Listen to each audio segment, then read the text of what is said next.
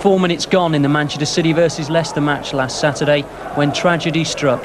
A corner comes over and Paul Lake and Paul Ramsey clash their heads on the edge of the box. Lake down and conscious. Look at the concern on the City players' faces. Roy Bailey came on to administer some life-saving treatment. The City physio stayed on the field for fully 7 minutes. They're moments that he said he will never be able to forget, and I don't think any of the 22,000 crowd will ever be able to forget either.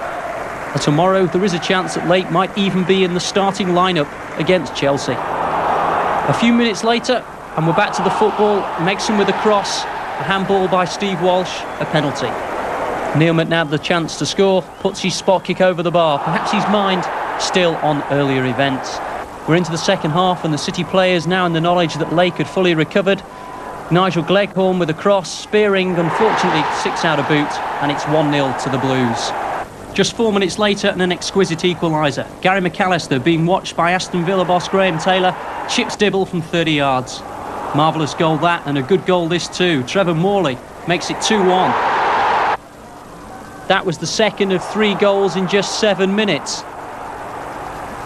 Hinchcliffe released by McNabb, a little scramble in the box. Molden hits Hodge, Morley the back of the net. That's 3-1 to City, and 5 minutes after that Morley rounded off a superb afternoon for him.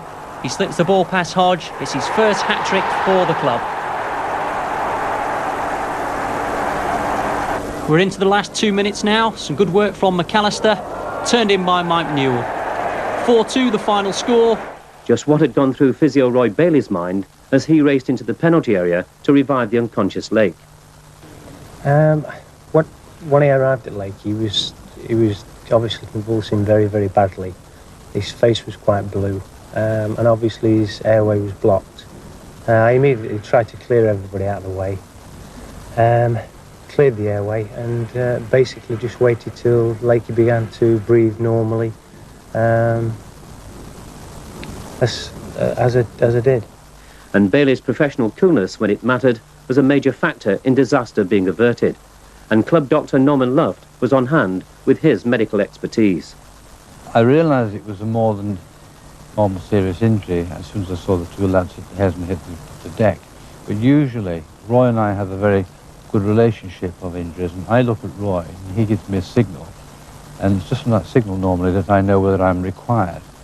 And by the time I'd got there, which I don't know exactly, I mean, it's about 50 to 60 seconds, which I know seems a long time when something major is going wrong and there's 30,000 people watching.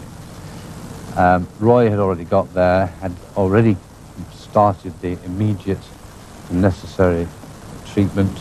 He'd managed to get the lad in the correct, what we call, position for recovery. He'd managed to get his tongue forward and clear his airway, and everything he was doing was perfectly correct. And after early release from hospital, a smiling Paul Lake remembered little of the drama. No, that's right. There was a corner on the far side, and the ball came across, and they went out to attack the ball, and it was a clash of heads. And the next thing I knew, I was on the treatment table, seeing Roy Bailey's smiling face. Did it have any effect on you in the coming matches, and did it put you off? No, not at all, because like I said, I don't remember a thing about it. If I had, I would have been struggling, but obviously I know nothing about it, so I was okay. You've managed, presumably, now to put it right out of your mind? Right out of my mind, yeah, that's it.